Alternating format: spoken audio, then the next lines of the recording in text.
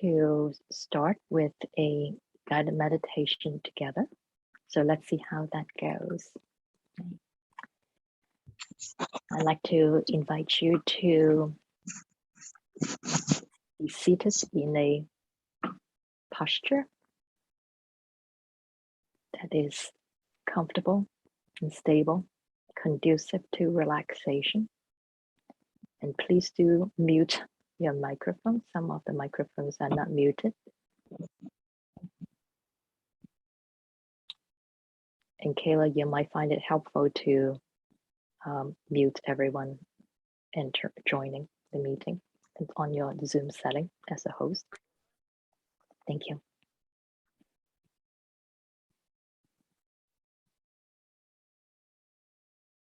And I'd like to welcome you to switch on your video so that your presence can be felt more fully in support of each other's practice.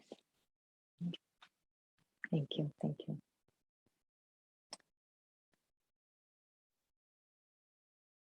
And we begin.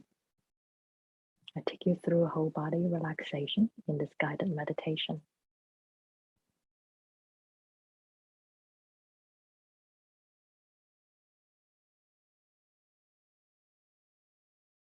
And if you're going to be moving about, please do switch off your video so you don't disturb others.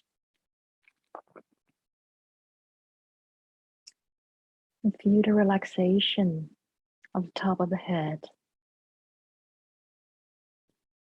Directly experience the subtle sensations as we relax the scalp, as we allow the tension to melt away. And feel the relaxation spread to the forehead. Check to see if we are holding tension in this area by habit. And allow the tension to melt away. And feel the relaxation spread to the eyeballs and eye muscles. Directly experience the subtle sensations as we allow the tension in these muscles to melt away. And feel the relaxation spread to the facial muscles. Check to see if we are holding tension in these muscles by habit. Perhaps from holding up a certain facial expression for the world to see. And right here, right now, it's not necessary to do so. And we can give these muscles a vacation and allow the tension to melt away.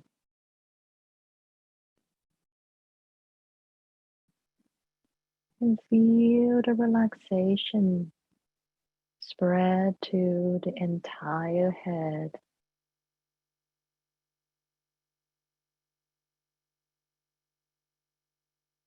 And feel the relaxation spread down the neck muscles. Directly experience the subtle sensations of these muscles softening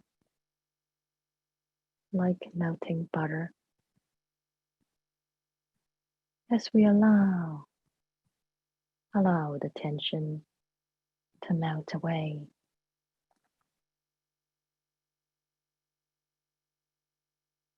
And feel the relaxation spread to the shoulder muscles. we tend to hold a lot of tension in these muscles by habit.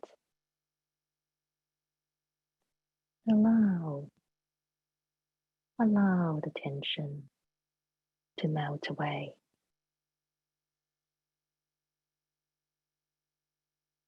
And feel the relaxation spread down the arms and down the forearms,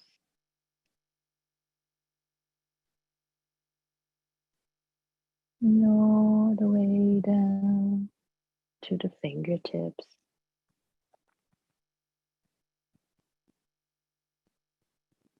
And feel the relaxation spread to the chest area. Check to see if we are holding tension in this area by habit, maybe from anxiety, sadness, grief, fear.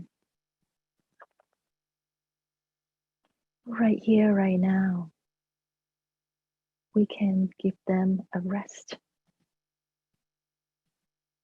and allow the tension to melt away.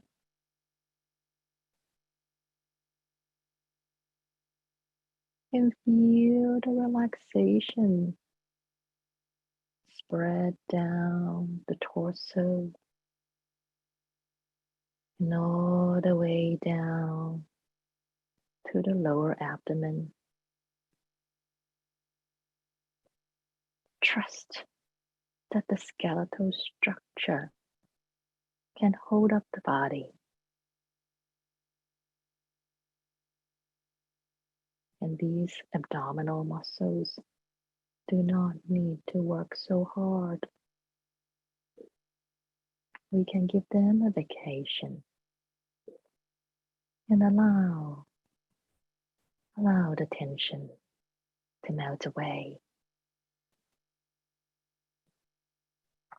And feel the relaxation spread to the upper back.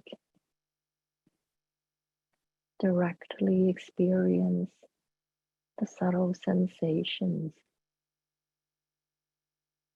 of these muscles softening as we allow the tension to melt away.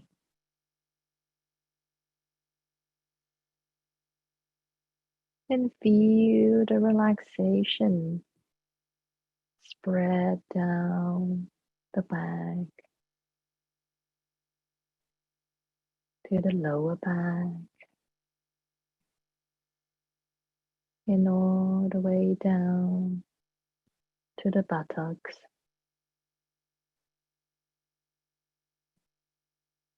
Where we feel the sensations of the body sitting on a chair or cushion.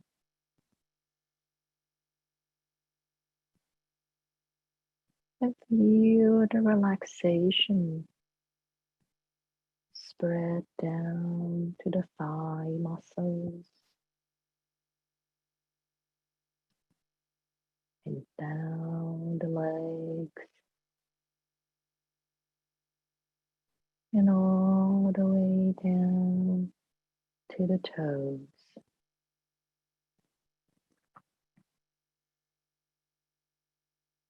And feel the relaxation of the entire body sitting right here, right now.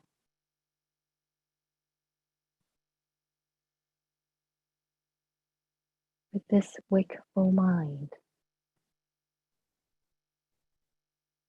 moment after moment,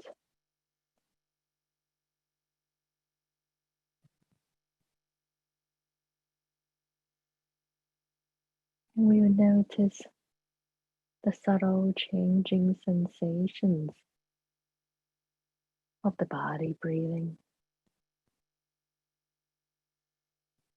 We can rest our attention gently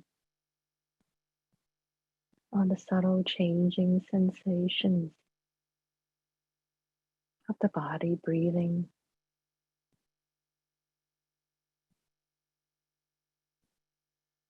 To anchor the mind to each emerging present moment.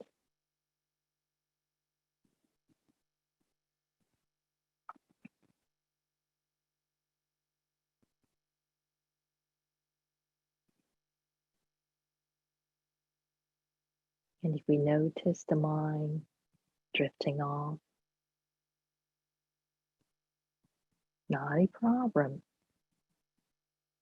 Use that as an opportunity to practice remembering to come back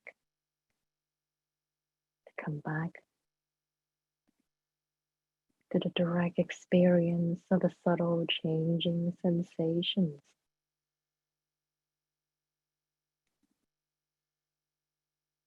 of the body breathing. There's no need to get frustrated.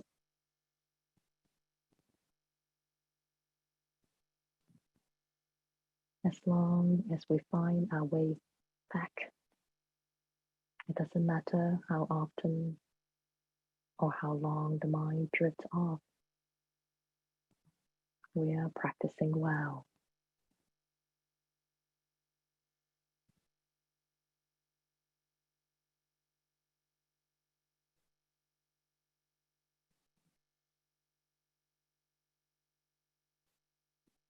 And we may notice thoughts coming through. Allow them to come through. They're already here, part of the present moment. Trying to block them and push them out only agitates the mind.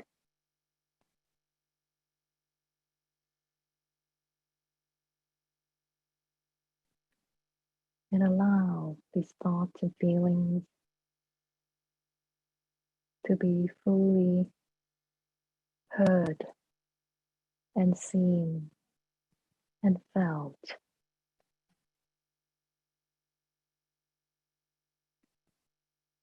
There's no need to talk back at them, engage in an argument with them,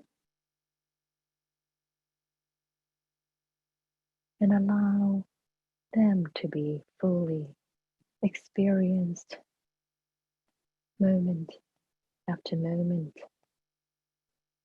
as they are. And when they are ready to move allow them to move on their own, in their own time. Notice the urge to be in a hurry, to push them out.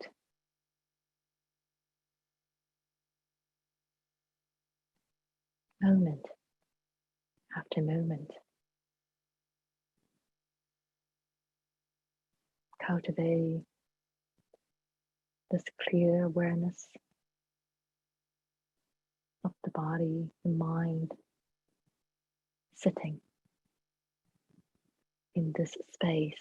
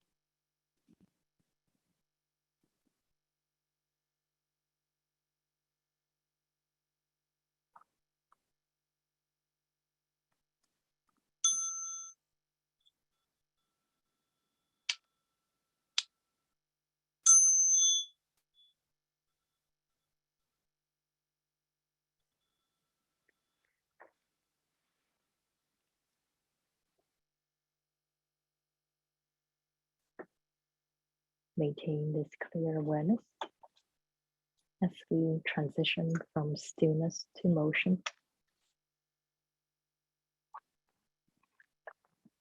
As we come out of sitting meditation in stillness, we can move our body, rotate in small circle from small, bigger circles, and maintain the practice of maintaining clear awareness of the changing sensations as the body moves.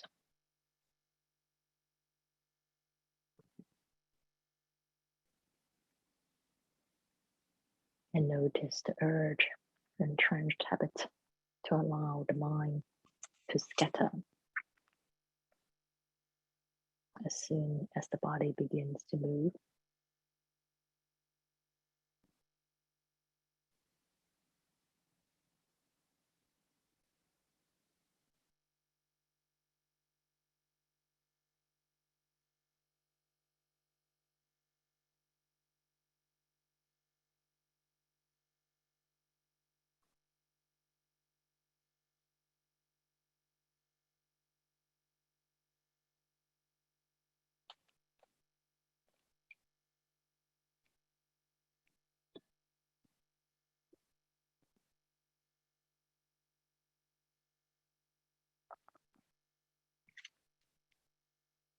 I want to welcome everyone again.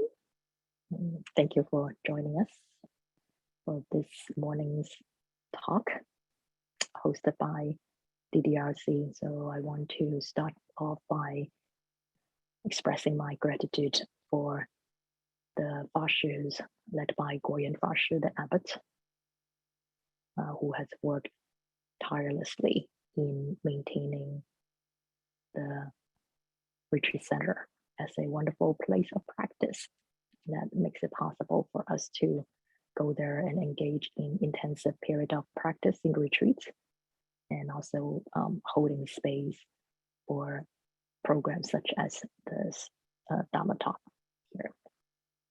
Thank you. And also want to thank the staff member, Kayla. So this today, I have this set up this topic, cultivating compassion as a Chan practitioner. Big topic. We will get to spend some time with it. And many practitioners told me that they came to the practice because they would like to become more compassionate.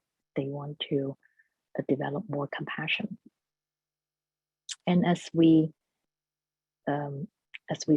study the Dharma a little bit, we would inevitably encounter the teachings of the four immeasurables, in Sanskrit called Brahma Vihara, which includes the four aspects of cultivating the compassion, loving kindness, often many people know as metta meditation, karuna, that's the cultivation of compassion, was often translated as compassion, and also sympathetic joy and equanimity.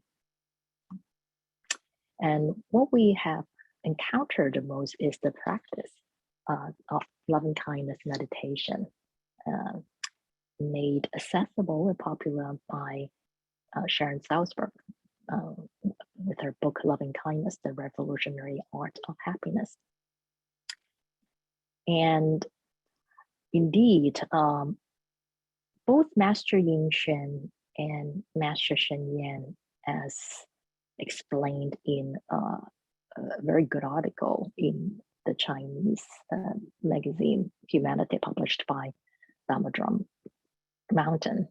This article by the current Abbot President Guo Hui Fashi, a very learned scholar, practitioner, pointed out that both Master Shen Yan and Yin Shen Master said that the four immeasurables are crucial in our cultivation on the Bodhisattva path. And so as Chan practitioners, we are treading and cultivating on the Bodhisattva path. So it is crucial that we become familiar with and integrate the cultivation of the four immeasurables in our practice. And I don't know how many of you have practiced the metta meditation, loving kindness meditation. If you have, you notice that it starts with different people, and we start with, and then it goes through several phrases like wishing upon someone being safe, being healthy, being happy, and being at peace. And it will start with, may I be safe, may I be healthy, may I be happy, may I be at peace. And for some people, they experience this resistance to it because, well, I thought we're here to let go of self-centered attachment, and we're starting with I. You know, something seems to be wrong. And in fact, indeed, many practitioners come to the practice of compassion, cultivating compassion, with the assumption that compassion is about directing compassion, loving kindness to others.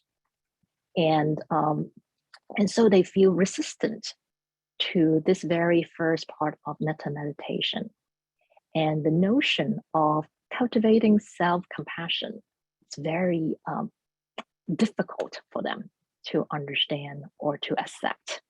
I have encountered many practitioners who would tell me that I have no trouble being generous and kind to others, but being kind to myself is extremely difficult.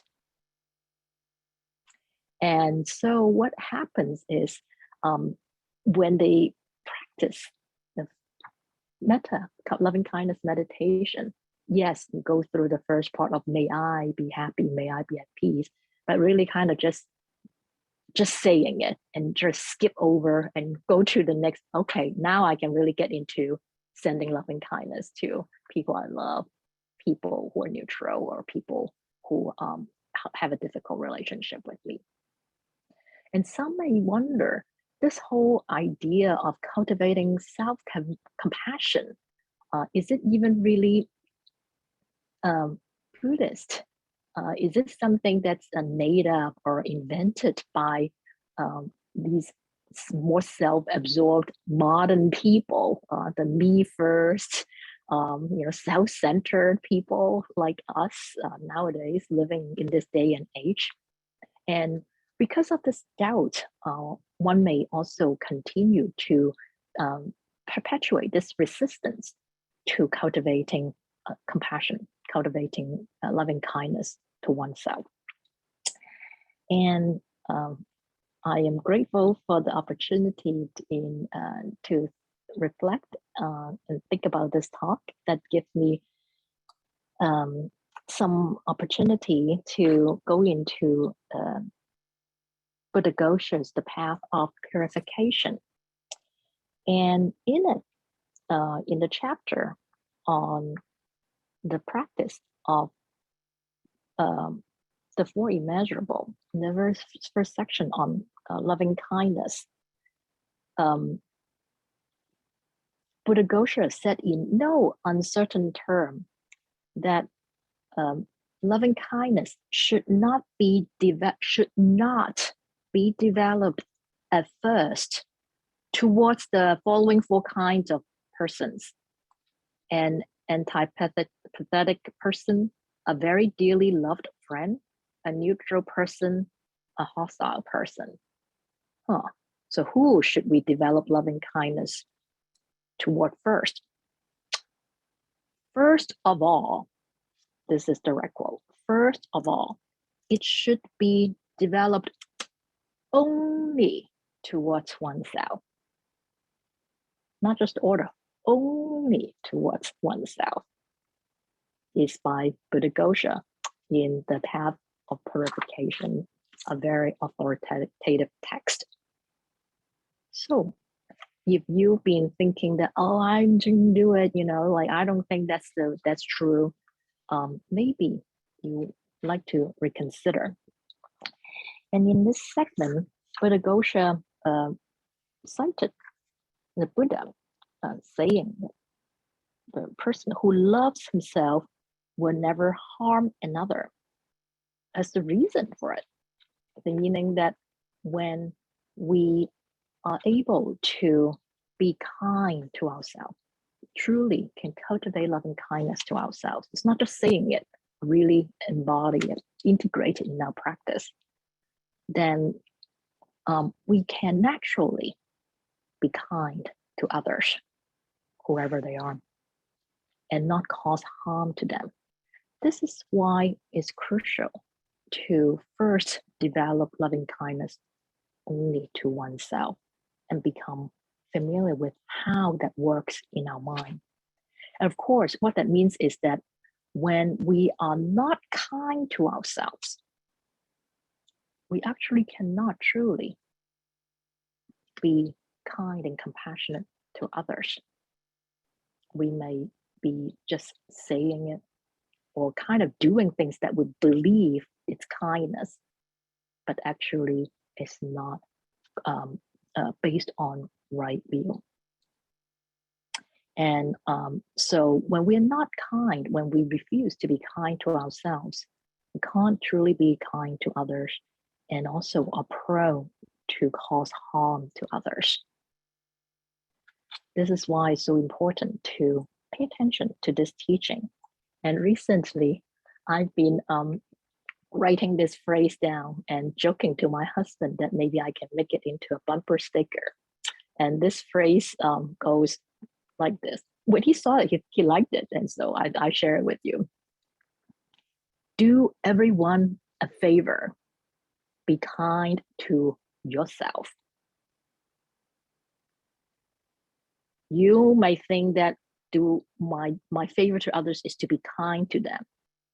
Be kind to yourself. If you can truly understand it, being kind to others is not going to be a problem. It's not going to be difficult.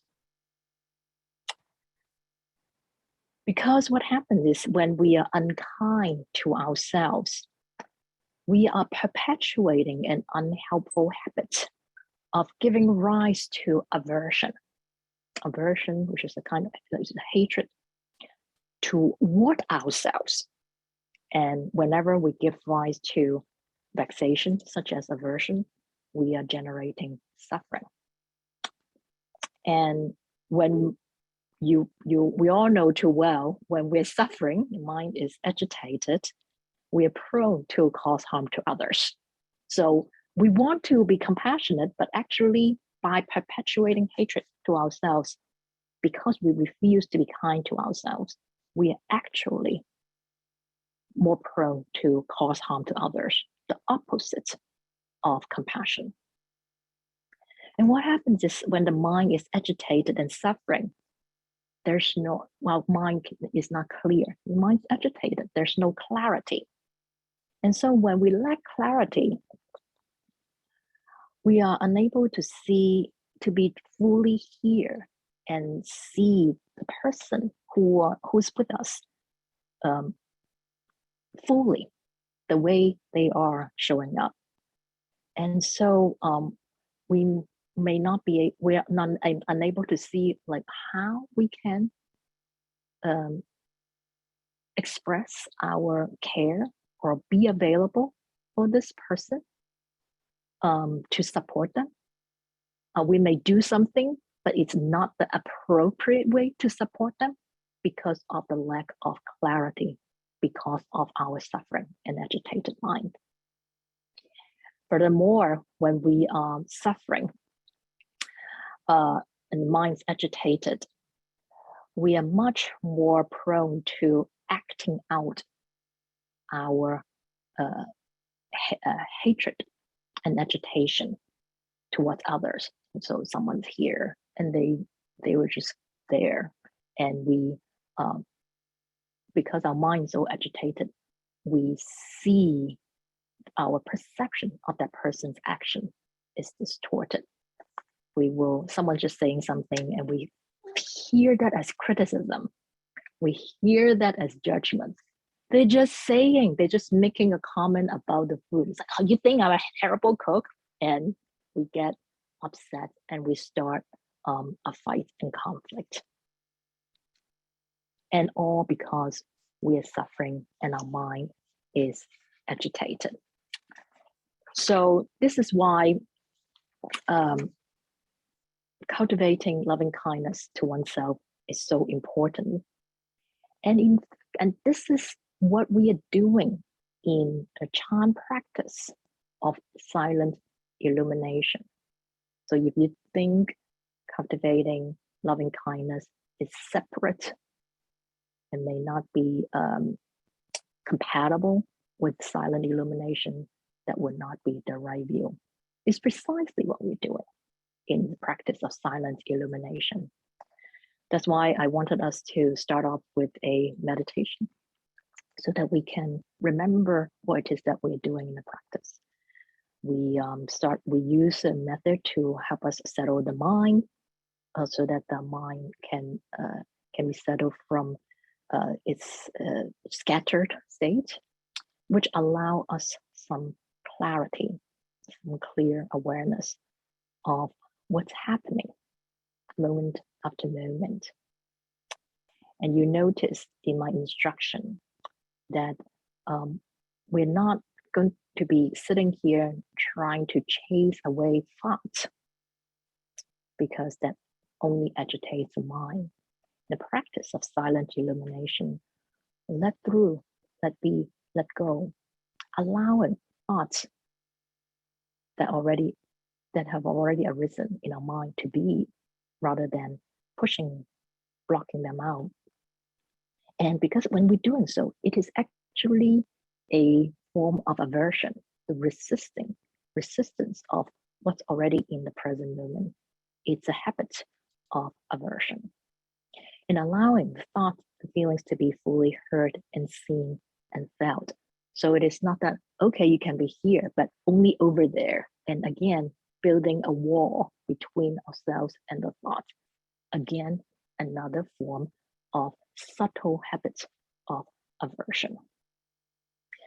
And as we engage in this practice, we'll notice this very entrenched habit, this tendency that we have learned somehow to not do that, to not allow our thoughts and feelings to be fully felt and heard and seen. And instead, to silence ourselves, to repress certain thoughts and feelings, often by telling ourselves that is bad, something's wrong with us.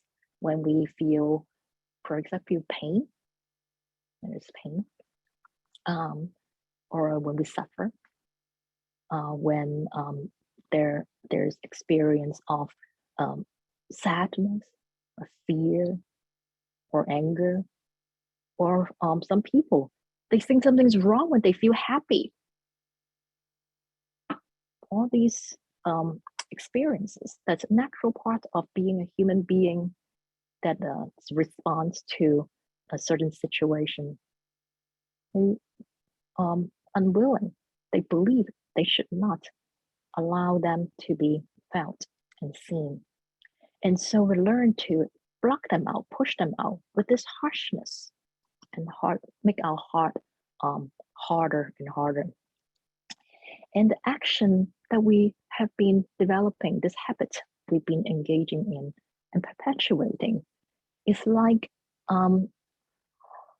what we do when we're with a young child who's in distress.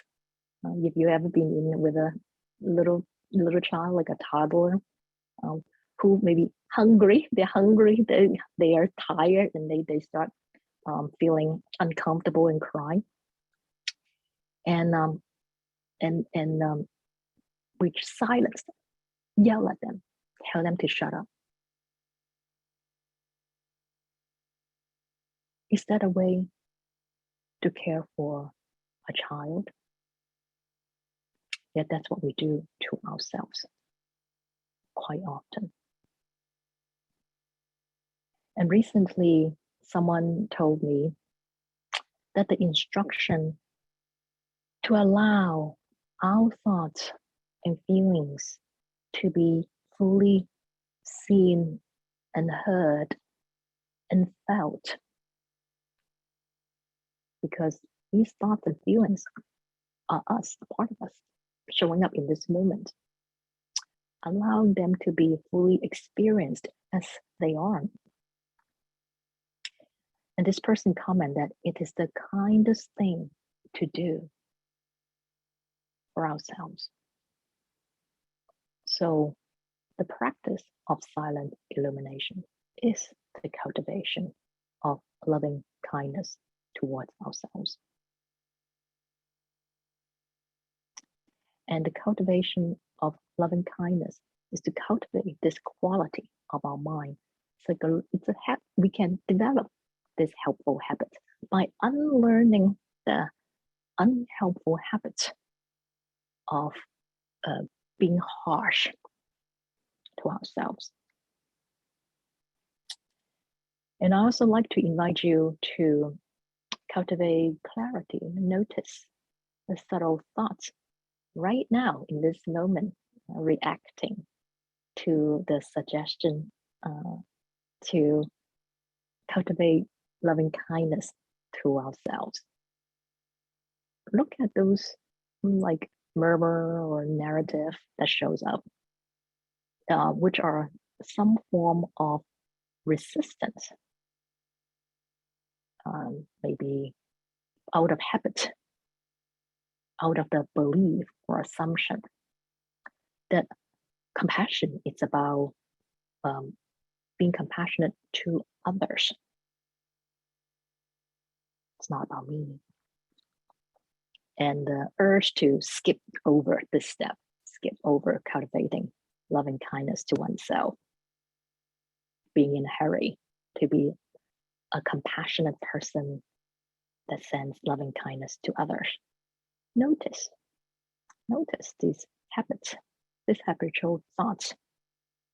And as we learn the Dharma and develop right view, such as the one that I just shared with you from Buddha-Gosha in the path to purification, then we can correctly see that this resistance, these thoughts that show up in these thoughts, is a form of habit that because of erroneous view from the past, that we develop this belief that shows up in this kind of resistance.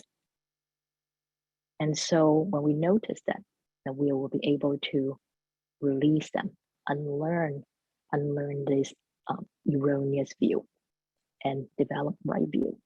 Very important part in the process of our practice, noticing, recognizing the erroneous view that we hold in many ways and releasing them and cultivating right view by integrating them into our practice. So when we think about this, then we will understand the importance of the Buddha's teaching of the Noble Truth, the Four Noble Truths on suffering.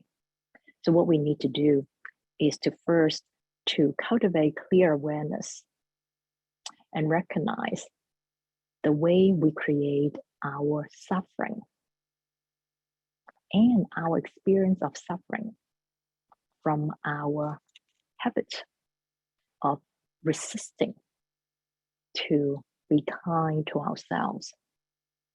Because you may think, I don't do that, or I don't really do it that much. You just kind of like, I don't know if this has anything to do with me.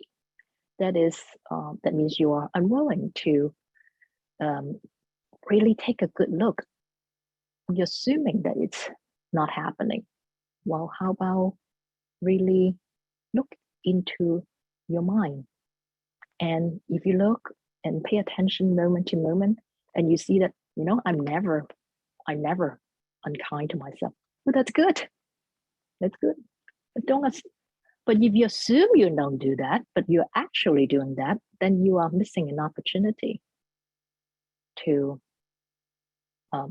become familiar with how you are unkind to yourself, or missing the opportunity to unlearn this unhelpful habit of causing our suffering. So some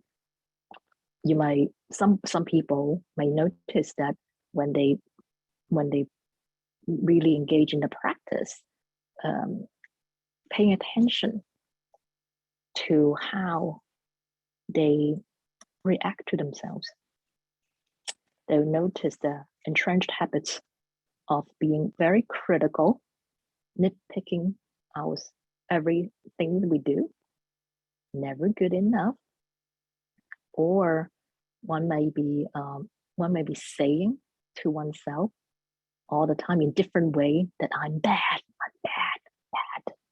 not good, whatever language you use along that line. And this kind of habits, these subtle habitual thoughts,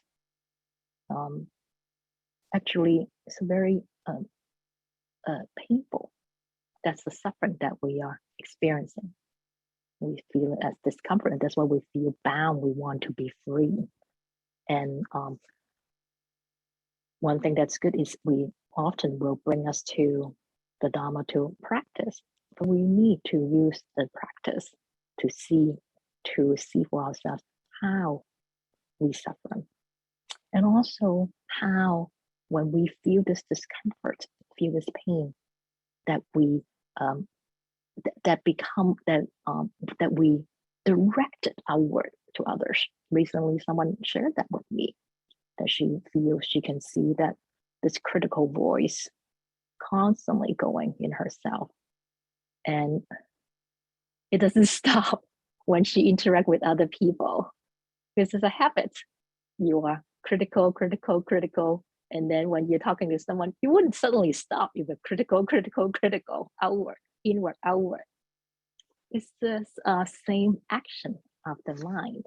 That's when we allow it to become a very entrenched habit without any awareness of it. We lash out and cause harm to others inadvertently without intending to. Of course, that itself is very painful. And that's how we can see how we get stuck in this cycle of samsara, suffering, causing suffering to others, which cause suffering to ourselves, and then we just get stuck in it. And it's incredibly important for us to really see how we suffer from this unhelpful habit, and how we are the one who's perpetuating it. And it can be a difficult process. That's why many people don't want to do it. They want a magic bullet. Just tell me what to do. Tell me what button to press to just be compassionate suddenly. No, we have to go through this process, because only when we really see for ourselves that we are, we have this habit of generating suffering by self-hatred, that we'll see that we need to practice, that we really need the medicine shared by the Buddha. The medicine is cultivation of loving kindness toward ourselves.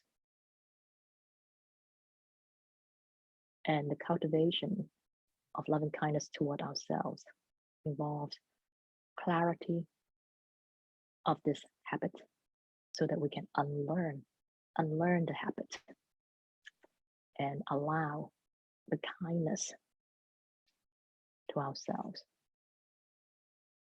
to reveal itself. We naturally are capable of loving kindness.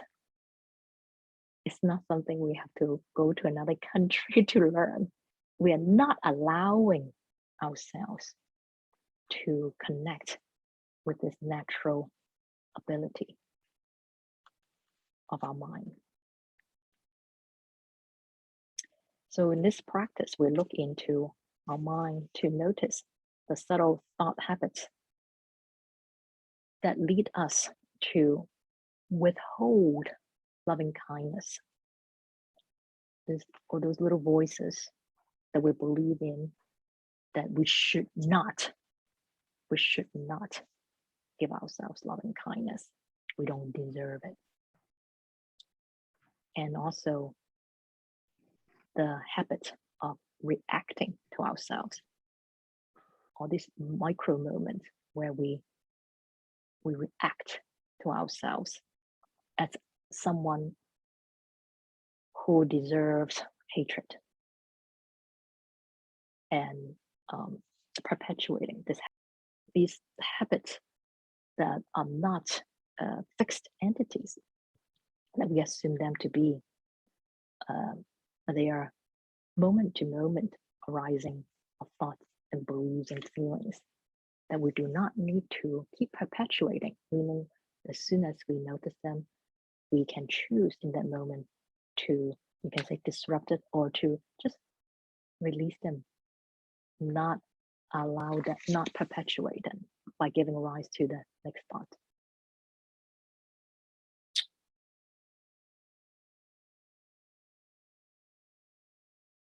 Loving kindness, the cultivation of loving kindness in the teachings, in Buddha's teaching, is a method developed as a kind of an antidote to our habits of holding resentment and hatred. And it is a very effective medicine if we are willing to take it. And for us to be willing to take the medicine, we first need to know how we have cultivated, or how we direct hatred towards ourselves. Not just say, oh yeah, I hate myself, and what do I do? That would be good.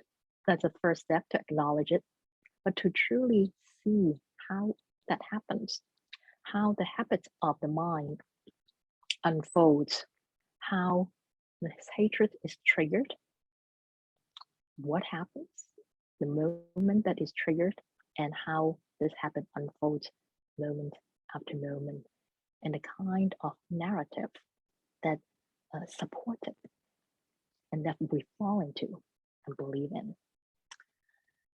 So many practitioners had shared with me, maybe you can recognize it, maybe you'll see it show up in a different way. The way they experience this habit of aversion or hatred of themselves shows it in some kind of belief. They're very convinced. They really buy into this belief that they are unworthy of kindness. Everyone else is worthy of kindness, not me. And they just really believe it. They really believe it. And so because they really believe it, when they hear the teaching about being kind to oneself, there's a very strong habit of resistance. Often it shows up as, but, like, no, I can't be kind to myself. Like, what if I'm kind to myself, then I become self-indulgent? I just go and do whatever I want, and that's not okay. Sort of this kind of frantic fear of what would happen if we allow loving kindness for ourselves. Check to see if thoughts like this show up. That's the way that this habit of self-hatred is perpetuated, because we're so afraid that there will be this catastrophic outcome, which of course we imagine when we allow kindness to ourselves.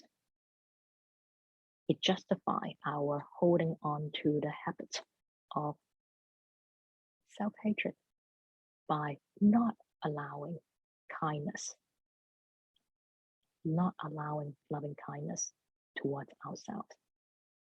Loving kindness, we directing loving kindness to ourselves. So the fear of becoming self-indulgent, like this, like social as like fear of being maybe too lenient. What if I just let myself like not do anything, become lazy, and then I can't do that. So again, like we have really good reason, really excuses to support this, support holding on to this unhelpful habit. And listen, really listen to how these voices show up. And you may notice kind of this harsh attitude of like not okay to be kind and gentle and tender with ourselves. And perhaps it is a learned and internalized from the harshness in our culture. Don't underestimate the kind of harshness that shows up in our media. If you spend a lot of time on social media, that super critical voice out there, we internalize them and direct it to ourselves. And of course, some people may notice that it's internalized from family, the parent who have, they love us, but they're very like, you know, want to make sure you work hard and tell you how the horror of you not working hard, and just transmitting this harsh attitude. And of course, they themselves have suffering. And so that would be a good example. It's not that they don't love us, the parents, that like because they are not aware of the suffering, not aware of their inability to be kind to themselves, that it's acted out to the people they love the most, their own children. It's a tragedy, actually. And so, or maybe in our life, we've got people at work, maybe our supervisor, our boss, and some of the most popular people, like practitioners, like to complain about, that they are kind of these kind of slave driver, very harsh with us. Have to, meet this deadline, and I don't care what you do. This harshness we internalize in us, and often it shows up in some kind of workaholism. I don't know if you can relate to that, like just the unwillingness to be kind to us shows up in this fear of being too lenient to ourselves, fear of being quote unquote lazy. I really just have not met really lazy people. They usually are overworking, overworking. And so noticing how our habits of self-hatred, lack of loving kindness for ourselves shows up in the way we live, the way we treat ourselves. Now, some of you may think it's like, well, like, it's really important to work hard because if I don't work hard, I can't get into college I really want to, or I cannot, I need to support my family. You see those fears, and then we are assuming that being kind to ourselves is not compatible with working hard. No, like Master Shen Yan, my teacher, is probably the most hardworking person I know. So of course we can be hardworking and be kind to ourselves. How? By cultivating moment to moment clear awareness of our body and mind in this space. So when we are really working hard, like in the garden or doing housework or on the computer, we're working hard and also aware of the state of the body and mind. So we'll notice, oh, like I'm feeling a bit dehydrated. I should go get some water. Kindness, care, taking care of ourselves. I'm feeling really exhausted. Allowing ourselves to take a break. Notice the resistance to letting ourselves take a break because of the habit of harshness, unwillingness to be kind to ourselves, believing that we are unworthy of kindness that shows up and that will compel us to feel, I just keep working. We will be happy to tell other people to go take a break. Like tell people you should take a break, but like, we don't allow ourselves to take a break. Then that will be a telltale sign that there is this habit of self-hatred, unwillingness to be kind to ourselves. And we may justify that in our mind that we have things to do. We are being compassionate by doing all these things so that others, can enjoy the fruit of our labor.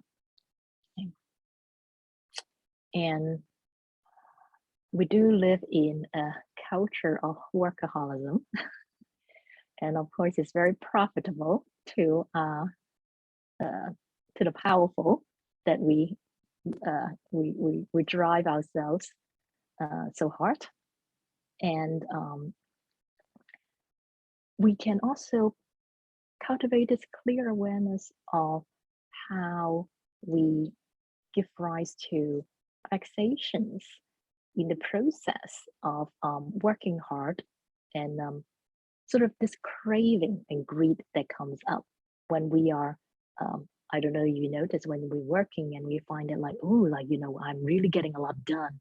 It's a pleasant sensation that we may then cling to and want more of it, which also drives this urge to keep doing more. When they come together with the belief that I'm not worthy of kindness to ourselves, it becomes a fairly toxic mix of being very harsh on ourselves. So cultivate this clarity of how we experience every moment, to notice how these habits show up so that we can learn them and not perpetuate them. And you know that when we do not have clear awareness of the state of our body and mind moment to moment, as we work hard, then we allow tension to build up in the body and mind that shows up as stress and agitation. And you notice often after a long day of work, we cannot be a very pleasant person to be with when we go back to our loved ones. And then we fall into our unhelpful habits, maybe being critical, being harsh. So maintaining this moment to moment awareness of our body and mind is a way to cultivate loving kindness to ourselves. And another way that this habit of hatred to oneself, unwillingness um, to give loving kindness to oneself, often has to do with some kind of belief. It will show in your own way, but in general, this very entrenched belief that I am bad, like quote unquote bad, whatever bad means for you. It may be means, not following through, hurting people, something you do that makes you think bad. In fact, this belief often has to do with a very common entrenched habit of ours, which is that we, yes, maybe in some past moment of our experience, we made a mistake. We did something that we're not proud of. Maybe we hurt someone. Maybe we let the ball drop and kind of things didn't work out well. Whatever it is, it was the coming together of causes and conditions in that moment. That mistake was made. And the entrenched habits I'm talking about is for us to freeze that moment of our making a mistake, either causing harm to others, not doing something we're responsible for, and turn that moment into this is me, to define us, to define our view of who we are. I said it is an entrenched habit, extremely common. I believe we do it 99.9% of the time. 99.99999% people do it a lot. So if you think, I don't think I do that, I suggest that you think again. And this is basically the habit of forgetting emptiness, because what it is that the self is not an independently existing entity that can have a fixed characteristic.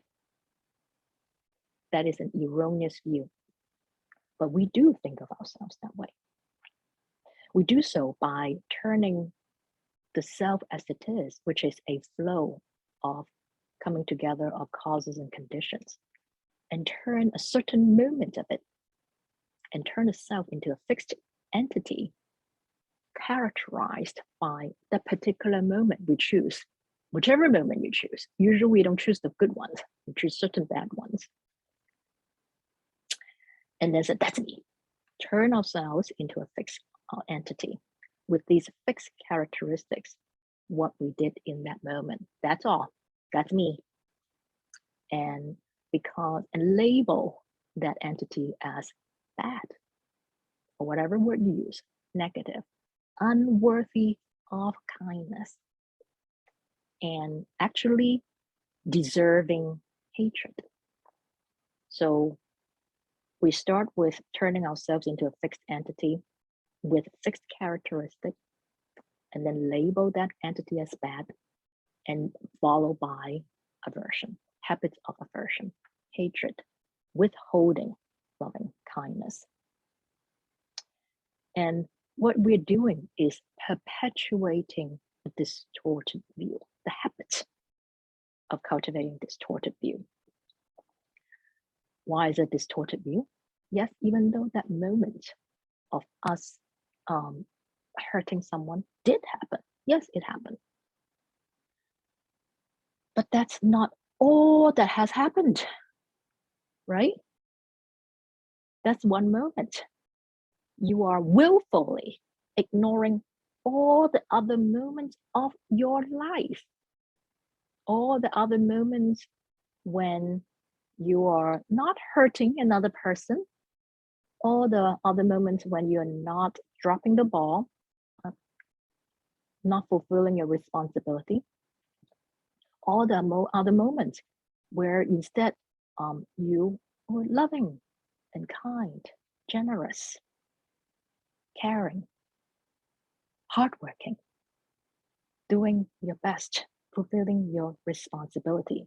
You willfully ignore all those other moments and choose to just focus on this moment and say, this is me, distorted view. Are we aware that we are doing so to justify the habit of withholding kindness to ourselves? So I invite you to cultivate clarity in the practice. So you can see that there's these number of vexations, habits of vexations arising here. The habits of reifying a particular moment of mistake into a permanently, independently existing bad me. Fundamental ignorance. Fundamental ignorance. And we believe in that. We don't even know we're doing that. And then reacting to this so-called permanently bad me with aversion. Another vexation. Hating this quote unquote bad person, me.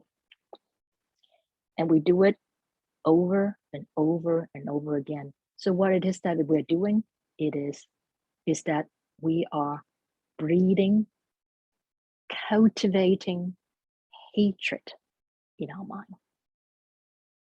So instead of cultivating compassion, we are cultivating more hatred, more aversion, more fundamental ignorance. That means we are doubling down on our existing habits of suffering. Do we know we are doing so? Oftentimes, we may be doing so while believing that we are doing so to make ourselves good. We are doing so to get rid of the bad me. We have these twisted ideas, part of fundamental ignorance. So to unlearn that requires cultivating clear awareness of how it shows up, how it unfolds in us. And oftentimes we become so habituated to hating ourselves, just like we don't even know we're doing it. This has just so much momentum. We just do it. It doesn't matter what we're doing. We're just like critical of ourselves. We're like doing fine. We're doing our work. We're like, but, critical. This, it's a habit, such an entrenched habit that when someone comes along and said, hey, it's like, you're really doing a good job. This is amazing, or you are so kind and generous. We refuse to listen to it. We refuse to acknowledge that indeed, I have done something well, that I've been kind in that moment. In other words, we resist to allow ourselves to be seen as we are in that moment. And of course, when we dismiss everyone else who see the good in us, we're basically saying that, I don't know what you're talking about. You're stupid. I know I'm bad. How can you see that I'm good? It's an arrogance, another vexation that we are perpetuating.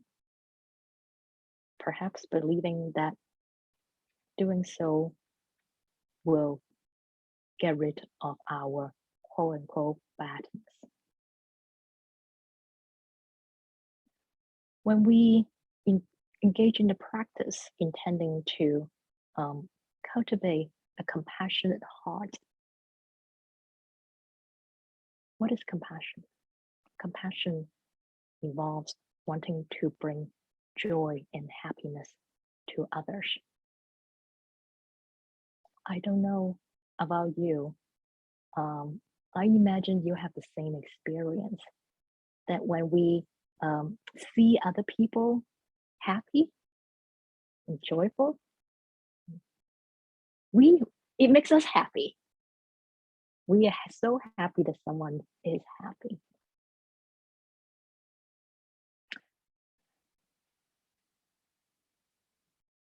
And so other people are happy, especially people who love us. They're happy when they see us happy, see us being happy, when we are kind to ourselves. That is the most easiest way to bring happiness to others, is by being happy ourselves, by being willing to be kind to ourselves. So when we insist on hating ourselves, withholding kindness to ourselves, depriving ourselves of not allowing ourselves to be happy, to be filled with joy, we are at the same time depriving other people of happiness from seeing us being happy. This is why in the path to purification, path of purification, the emphasis on cultivating loving kindness to ourselves first, only to ourselves only first, has that element. It's like when we do so, it's an example. We see that, oh, someone can be so happy. Maybe there's a way to do that. It's a form of generosity when we cultivate loving kindness toward ourselves. For some other people, they develop the belief that they're bad, quote unquote bad, not really true. Perhaps due to some kind of internalized idea, often maybe some kind of internalized oppression. If we have, when we live in societies, there are all kinds of prejudices that are expressed in discrimination that people would experience. Any of one of us was a member of the minority group in one way or the other, maybe of gender, race, ethnicity, religion, sexual orientation, or socioeconomic class. Society discriminate against people who do not have a lot of money, a lot of education, or who have disability, some form of disability or health issue. So what happened is that when we experience these discrimination,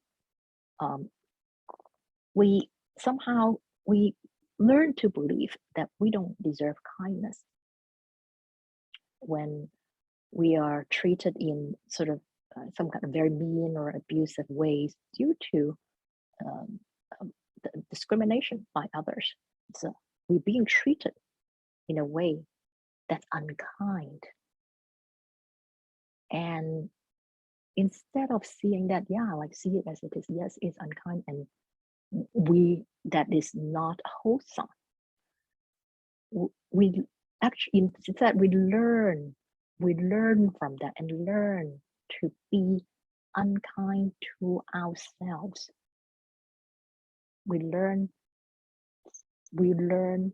by other people's treatment of ourselves to treat ourselves that way. And oftentimes this process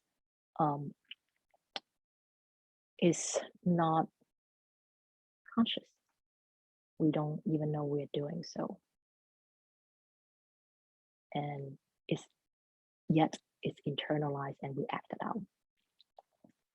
So we don't need someone to be there to be mean to us, discriminating against us. We do it to ourselves.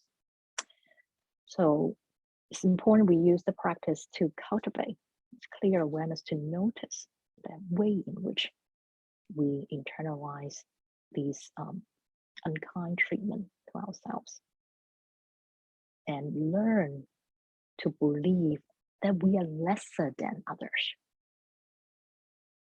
However way we experience it, we just believe that we are lesser than. It is a form of habitual thought because it is not true. Because we believe we are lesser than, we cannot accept the teaching that we have the same Buddha nature as everyone else, despite the differences in our background and abilities. In the Platform Sutra, so some of you may remember in the opening chapter, when Master Huinan went to visit the fifth ancestor of Chan, Master Hongren. And when he arrived, he was asked, where you come from? And he said, I came from Guangdong, which is the southerner, a barbarian.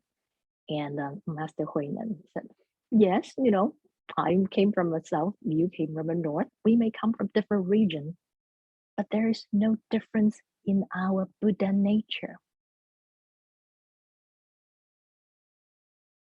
There's no difference in our Buddha nature. It means whatever kind of discrimination we may face, there's no difference in our Buddha nature, as much as the culture or the system may try to convince us of otherwise. So notice when we believe that we are lesser than, that we don't have the same Buddha nature. It is actually a erroneous view. That is like we learn to unlearn this view and cultivate the right view. And of course, when we refrain from suffering, when we refrain from falling into the habit of self-hatred due to internalized oppression, we suffer less. So reducing our suffering is wisdom. It is also compassion. Not just compassion for ourselves, it is compassion for the perpetrator of these discriminatory actions. Because of course, when they act like that, they create karma. So when we do not fall into the habits of self-hatred by believing that we are lesser than, then the karma created by the perpetrators, unwholesome action by hating and hurting us, can be reduced, because yes, they hurt us, but we are not acting out the suffering and additional self-hatred on ourselves that then get acted out and passed on to the next generation, or that get acted out by hurting others. They have karma, but we are not expanding and extending the karma.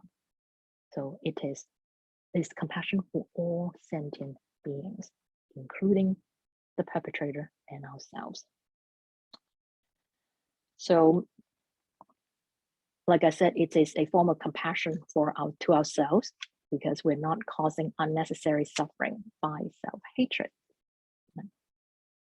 And instead by allowing kindness into our heart towards ourselves, by not believing in the idea that we are lesser than, that we are bad, that we're unworthy of love and kindness. That's being conveyed in this kind of discriminatory messages. At the same time, when we are not suffering because of by self-hatred, we are also not breeding hatred in our heart, not harboring resentment and hatred towards the perpetrator. Many people find it difficult to cultivate loving kindness to such people. But when we can cultivate kindness to ourselves by not causing unnecessary suffering, by believing in that message, that we are also freeing ourselves from harboring hatred and resentment towards them, and allowing peace in our heart, rather than cultivating, harboring hatred and fear of the perpetrator. So by doing so, we are also not giving them more power over us. Or very often, not only do we get hurt by people who engage in unkind, discriminatory action towards us, we also give them more power by allowing this fear to breed. And to cultivate this clarity, to see them as no different from ourselves, in the sense that, yes, when we see clearly how we hurt others, when we're suffering, then we can see that, yes, this person who is engaging in this action too is a suffering being.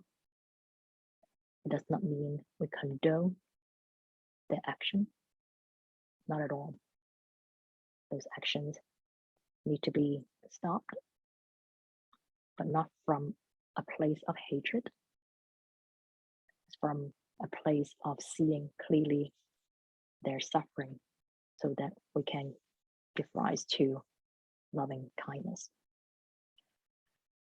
So I hope this is helpful for you to integrate this practice of cultivating loving kindness toward yourself as we engage in the Chan practice, silent illumination. And if you are interested in learning how to practice silent illumination, there is a silent illumination retreat coming up in late May at DDRC. So I think there's a few seats left. So you're welcome to register for it. Thank you.